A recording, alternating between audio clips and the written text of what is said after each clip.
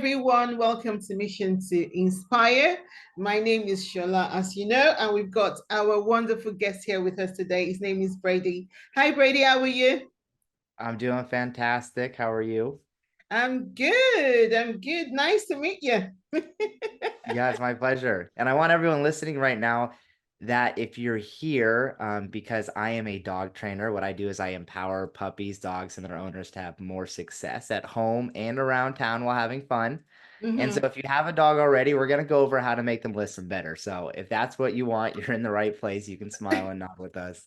And if you don't have a dog, we're also going to talk about mindfulness, leadership, elegant leadership, and there's some things that are applicable to all areas of your life. So I think we'll go for what, like 30, 40, maybe an hour, discussing these things and sharing some stories. And I hope I have your permission to share kind of how I got started.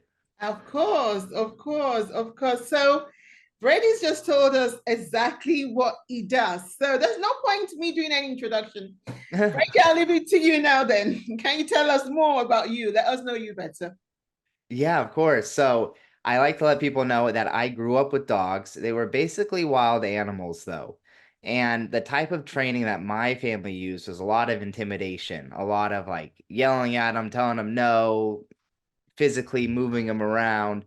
And that's just kind of what I thought dog training was for a long, long time.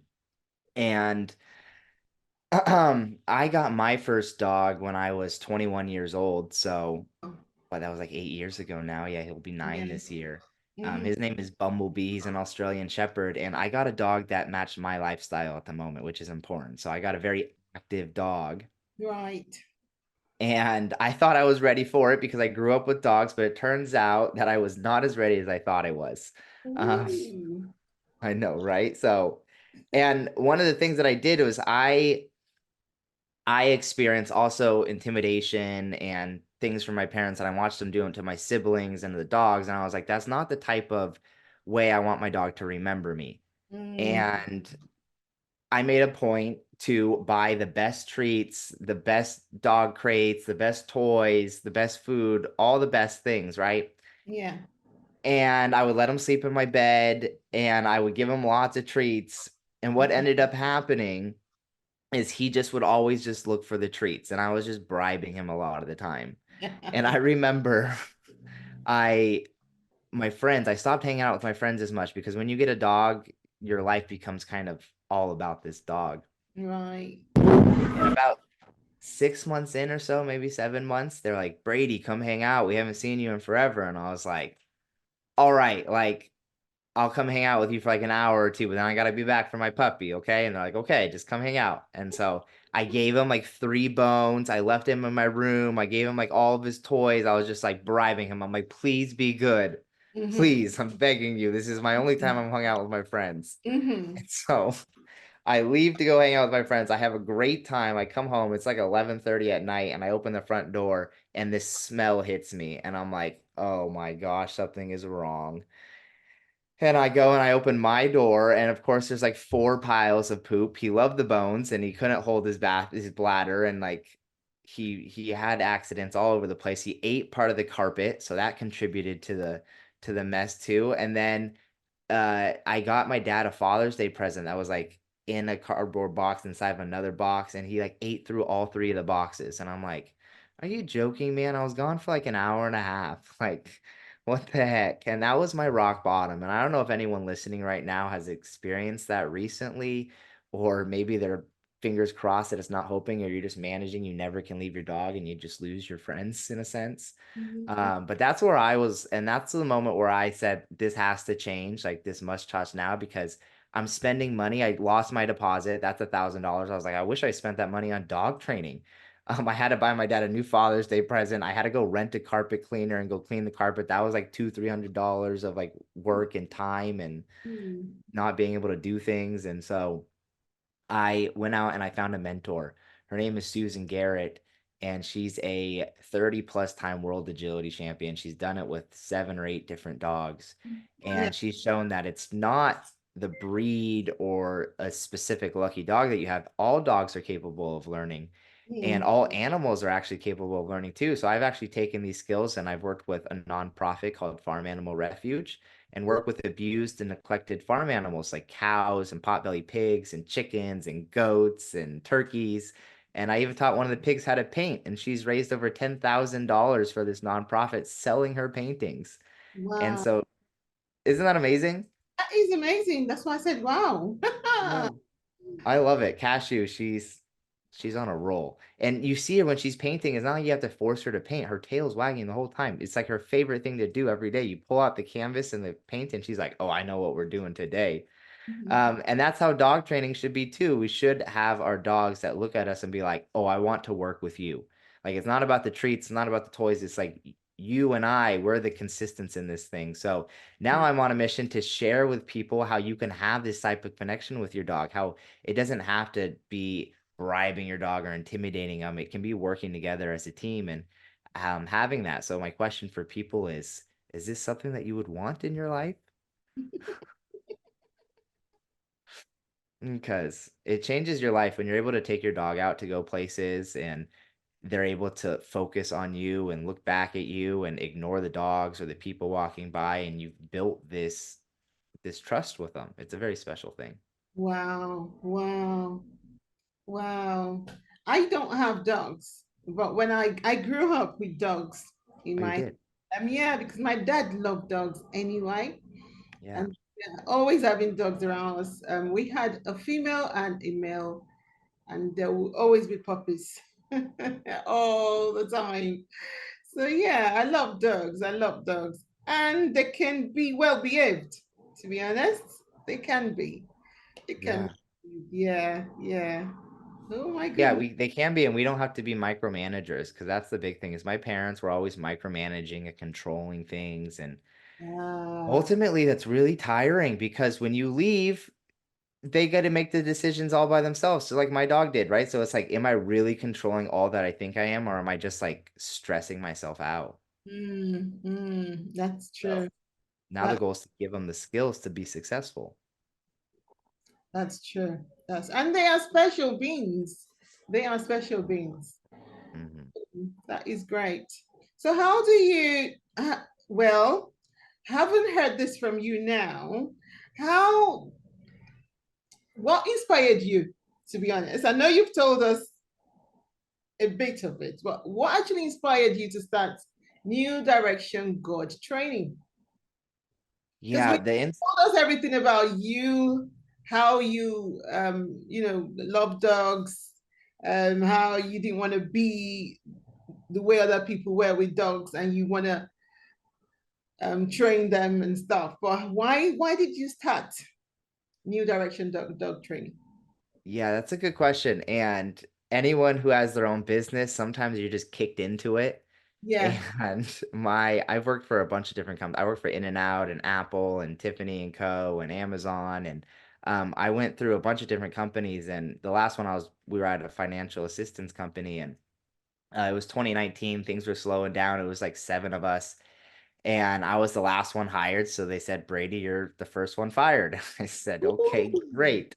And the best part was, uh, the weekend, this I came back on a Monday when this conversation happened. That weekend was my birthday, and they called me in the office, and I was like, "Oh, they're about to wish me happy birthday." Like no one told me happy birthday. They forgot, but I was like, "No, they remembered me." And then they're like, "Brady, this is your last day. You can pack up your stuff." And I was like, "Ooh, okay."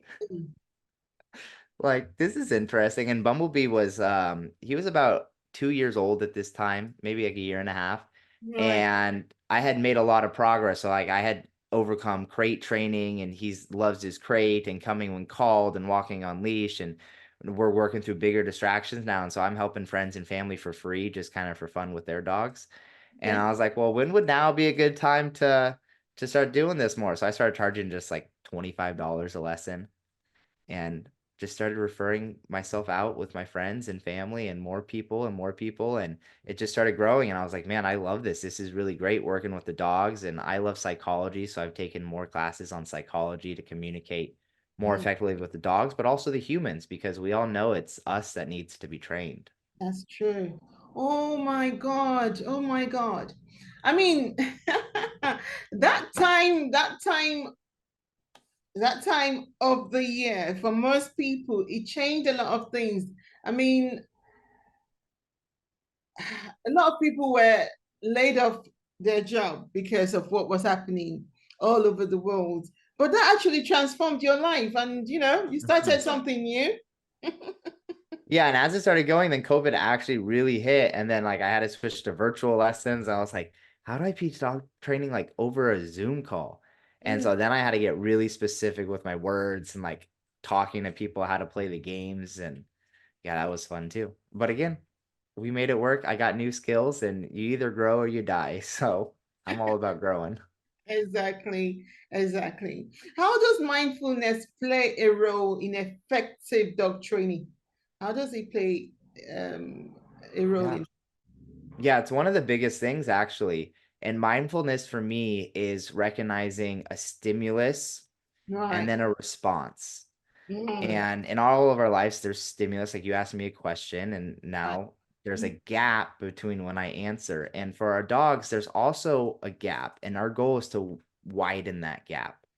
And Right. so if a dog walks by, I want you to see the stimulus and then pause and be like, what do I do in this moment? Oh, I check in with dad. Right. And they check in rather than I see a dog, I bark. And there's no gap. My God, oh my goodness. Yes. You So mentioned four types of experience in life and dog training. Can you elaborate on what these are? yeah, yeah. And we'll dive more into this gap too because it's important. But the four types of experiences I learned from I was on a run, and as I haven't always been a runner. I played sports and I played soccer and baseball, but there's always a purpose for running. Yes. And now as I've gotten older, you can't play soccer or baseball as easily. So it's like, okay, what can else can I do? And I'll go run. Right. And this is something that as I was on a run, I was like, this sucks. I hate running, right? This does not feel good. Um, but as I'm running, I'm like, okay, but it is good for me. Like I know as I'm moving my body, like my lungs are getting stretched, my legs are getting moved, I'm moving around this lactic acid. That's good. And as I continue to run, like I'm smiling and I'm waving at people. So it's good for other people, which, right? And I'm inspiring people. And then I'm serving the greater good. I'm out, I'm moving my body, I'm being part of like a bigger purpose in life. And I'm meeting one of my goals is to be healthy and vital. I was like, oh man, but still there has to be more to this. And I was like, what if I were to like actually enjoy this run? If it was to like feel good Mhm. and it's good for me and it's good for others and it serves the greater good. I was like, Yeah. that'd be wild. But I kept like going down this path. I was like, okay, maybe I could do that. But what about the things that I do a lot? And I was like, the things I do a lot, some of them they feel good, but they're not good for me, like procrastinating. Like Mhm. I can put off dog training or I can put off the run and it feels good to not do it, but it's not good for me. It's Um, not good for others and it doesn't serve the greater good. And I was like, oh, that's like a whole nother class of life. And like I have a lot of those. oh my God. Oh my goodness. Oh my goodness. Oh my, Right. So as you're yeah. thinking, you can think of like, tell me, what are you saying? True. That's very true. Yeah. Uh-huh. So Right. you're thinking of things that you do in your life, right? And it could be blaming your dog, right? It Mhm. could be procrastinating, it could be whatever it may be, right? We all have our own things. But I Yeah. kept playing in the sandbox Mm, and maybe you play with me and think, and then I was like, okay, there's got to be another class of life. We've gone over three, and the other thing is mm, things that don't feel good, mhm. they're not good for me, they're not good for others, and they don't serve the greater good. And I have some of those things in my life too, things that like just don't feel good, they're not good for me, they're not good for others, they don't serve the greater good. And I was like, man, this thing is kind of important to be aware of these different categories of life because I run into it all the time. There's a cold plunge that I enjoy cold plunging, and yet it doesn't always feel good before, but I know it's good for me. Mhm. So then we got to get into like, how do you change these categories of life to things that don't feel good, but making them feel good? And that's a lot of what dog training is. Ah. So Oh. our dogs, when someone knocks at the door, I Yeah. want them to go to their bed and lay down. What they want to do is they want to go jump on the people. To them, that feels good. but it's not good for them. It's not good for others, and it doesn't serve the greater good. Some people don't want the dogs to jump on them. But the thing I want them to do is to go to their bed, which doesn't feel good, but it's good for them, it's good for others, and it serves the greater good. Ah, I get you. Right? But the first instinct is dogs, they're there to protect, isn't it? Sure. Yeah. But it depends on like the culture you have at your house. I live in a very safe area. There's very minimal um, opportunities for bad things to happen. Mhm. And yet I do encourage my dogs to bark at first, and then I say, okay, thank you for letting me know, like go to your place. And then they're good and they go to their place. So I still allow them to bark because if someone were to try to break in at 3 a.m., I want my dogs to bark, as most people do. But I Yeah. also want to be able to say, like, thank you, go to your place. Right. Yes. Yes. Right. Yes. Oh. So then Mm, our goal, our intention becomes living in do land and being like, okay, how do I make this just the most amazing experience for my dog? And mm, running is the same way. So I've conditioned things where like I can run in groups. Now I'm in a community. Running becomes much more fun in that situation. Or I schedule to go have a meal with some friends after. And so like I know if I do the hard thing, then I get to go hang out with my friends and I get better. I get all more. And then I know I can feel good eating too because like I already did the hard work. I'm not like, "Oh, I need to go run today, you mm, know? mm, So for our dogs, we're doing the same thing. We're associating that as they stay on their bed, then people can come inside and come say hi to them. If they were to get off their bed, then the people go back outside and they don't come inside. And so now there's pain attached to getting off the bed. So now this thing that used to feel good doesn't feel good as more anymore because you're not getting what you want. And when mm. you go back to your bed, the people come in. So now I'm changing your association of like, oh, when I'm on my bed, this is kind of the magic sauce to get the people in. And now this thing that didn't feel good, now it feels good because now this is the key to getting what you want in life. Right. Right. So do you associate that with treats when you make them do those things? Yeah, there's treats, but it's important to remember there's bribes. Sometimes I'll see people like grab like their treats Yeah. and then they'll like kind of hold it in front of their dog and like guide them to the bed. Yeah. I reward dogs for good behavior. So I don't even pull out the treats until like the person comes in the door, right? And now that the dog's already on their bed, they've realized that when they get off the bed, the people leave. And when they get on their bed, the people come in. That's a reward too, but it's not a bribe. Mhm, It's like, for example, growing up, when my friends would come and knock on the door, they say, can Brady come play? My mhm, mom would look at me. She goes, is your room clean? mm. Now, if my answer is yes, I'm good. I can go play. If it's no, sorry, Then friends, I can't play. play today. Okay. There's Wow. no bribe. It's just like, did you do what you were supposed to do? There's a prerequisite. That's true. That is very true. Oh my goodness, that's very true. That's Yeah. So mm, then that's when I bring out the treats. Now with the prerequisite is met, I'll be like, you can go play with your friends, or like, here's a treat, or you can go say hi to the people, or the people are actually going to come to you, give you a treat, and like pet you. mhm. Oh my That's goodness. like the big kind Yeah. of like vision. If you can understand this concept, you Mm, can apply this to all areas of dog training. all areas of dog.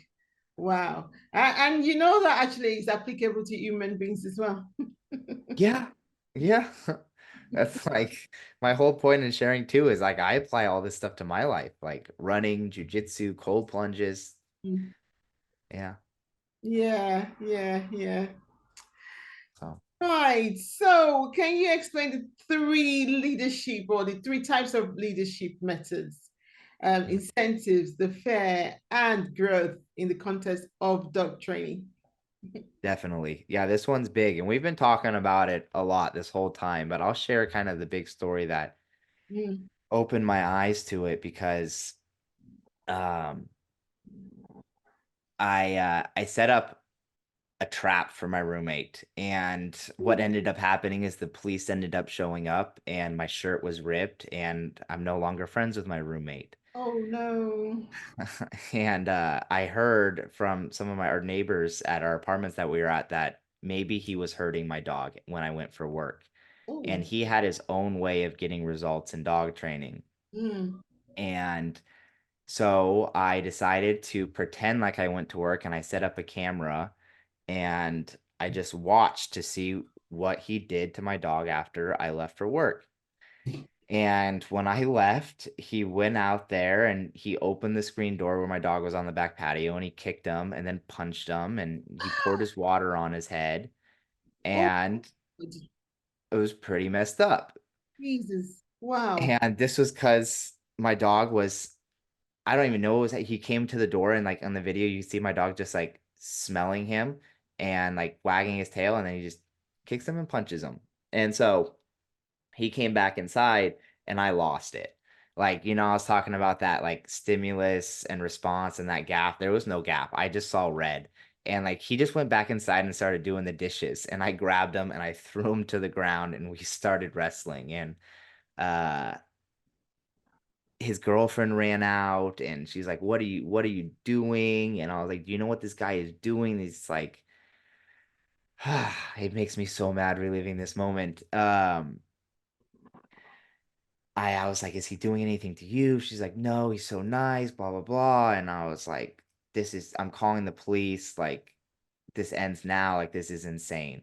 So I called the police and they came and we showed them the video and like you couldn't really hear the audio. And my roommate was like, well, he growled at me. So it was self-defense. And the police were like, well, we can't really do anything about it because he said he growled at him. And there's like, the dog is like in the corner, like cowering on the ground. And you're like, you should get a new roommate. And I was like, yeah, I agree. I should get a new roommate. Uh, but I learned some important lessons that day. And I feel like everything in life has a purpose and we can either focus on the bad and we can focus on the good. Both are in our control. Very true. So, um, so being a leader is more than just getting results. There's three ways to lead. I've talked about them. We can use intimidation, right? And that will get results in some ways. My dog became a different person when my roommate was around, and I didn't understand it until I saw this, and I was like, oh, that makes sense. Like he's always acting like afraid to make a mistake. He's walking on eggshells. I don't know. I lived kind of a childhood like that, where there was a lot of like walking on eggshells at times. Mm. And then there's bribes. I talked about how bribing can make you feel good, but Yeah. it's not good for the person. It's not good for others, and it doesn't serve the greater good because even though when I bribed, like there was still a mess in my room. And so the third way is elegant leadership. And this is, as I mentioned before, asking, is your room clean, right? Giving them a choice to make a decision and then rewarding that choice, not bribing it, rewarding it because we all want to be rewarded. Like you Mm. and I wouldn't be here if there isn't a reward on the back end for us of just inspiring people, building a legacy, whatever your mission or inspiration of hope may be. Yeah. And even for work, we got to get paid. Otherwise, most people wouldn't continue working their jobs. Mm. So we want to be able to still have these. So I like to ask people to remember some of the leaders they had in their life and just remember that all three of these methods will get results. And I'm sure all of us have had results with leaders who've intimidated us or bribed us. Mm. Most of us probably aren't going back to those leaders for their guidance. We probably just do the thing that needs to be done. We take a reward and then we leave. And the thing about bribes too is you give someone a bonus and then the next time they want a bigger bonus. They want a bigger bonus. They want a bigger bonus. And so it's like it's a slippery slope. Mm. Same with intimidation. You got to keep upping the intimidation for people. That was the thing for me when I was 18, when I got bigger, like my mom couldn't intimidate me anymore. So it's like, okay, what do you have to use now? And we want to be elegant leaders. And I'm sure we all can remember the leaders or the teachers in our life that inspired us and they rewarded us when we did the hard thing, when we pushed through those hard moments. And we can see their faces and hear their voice and remember how they made us feel. And so for our dogs, it's really important that when we get in these moments of being furious, because they will happen, there's always problems, that Okay. we take a second and we Yeah. remember this gap that we talked about. There's a stimulus, the gap, and the response. Yes. We ask, like, what is great about this problem? Mhm. Right? There's always something that we can find the good for, even if it's sharing a story with others about how to be as leaders and like how we can be. And Exactly. remember how you want to be remembered Mm. because your dog will remember and the people around you will remember and how you show up is a very important thing and how you dog train changes you. Mm. Wow. Thank you so much for that. Oh my God. Wow. Wow. Oh my goodness. I know Yeah. you You've discussed your experience, you've discussed your dog's experience, but is there any inspirational advice that you like to share with people out there? Yeah, I love it. My inspirational advice today is life is happening for you. You mentioned dogs are spiritual teachers. I Mm, 100% believe that. And some people I found they get amazing dogs. Like some dogs are just out the womb amazing. And some of our family dogs they were like that. wow. And then some dogs Mm, no, they're just causing chaos and ruckus and all these things, right? And this is an opportunity for us to work through these obstacles. And yeah. as I've worked through the obstacles with my dog, a Mhm. whole business has opened up for me, like a whole legacy has opened up for me. Wow. And you may or may not want to own your own dog training business, but again, how you learn to communicate, being aware of body language, understanding sequencing, and how to change things that don't feel good into things that do feel good, Yeah. these are all very important skills in life and in leadership. And if you're leading people, and most people are managers of people and they're managers of their lives. And the goal is to build a lifestyle and to build things that are strategic, that you're constantly like looking for the next thing and you're being rewarded for the next thing. Most people don't reward themselves when they No. do great things. So remember to raise your hand, pat yourself on the back. You're doing a great job. If you stayed here and you're listening to this whole thing, you're props to you. Congratulations. I admire your tenacity and your being receptive to learning and taking this information. And again, life is happening for you. So if you want any more tips and tricks, I got some resources I can share, some videos, as well as you can follow me on social media. That's the best way to get close and connected to me. My name is, can I share it? Yeah. Sure. It was my next question to you. I wanted to say, how can we connect with you? How can people reach you? And you're already going into that anyway, so go on. Oh, I love it. Yeah. So I'm teaching my littlest puppy, she's one, Curiosity, how to ride a skateboard. And so you follow our journey on social media. The name is N as in new, D as in direction, dog training. So ND dog training. My website is newdirectiondogtraining.com. But give us a follow. Like send me a comment, send me a message. I'm happy to talk about your dog and help you out however I can, or just inspire you to teach your dog some new things. You're right. Thank you so much, Brady. Thank you so much for joining us today. I'm Yeah. inspired already. Thank you so much. And all that information about his social media and website will be in the show notes anyway for anyone who would like to contact him. Thank you so much for joining us today. And until next time, it's Shola and Brady on Mission to Inspire. Thank you so much, Brady. Thank you for having me. I love it. Thank you, everyone. Bye. Bye. Bye. Subscribe if you haven't done so. Like, follow, comment. Until next time. Goodbye.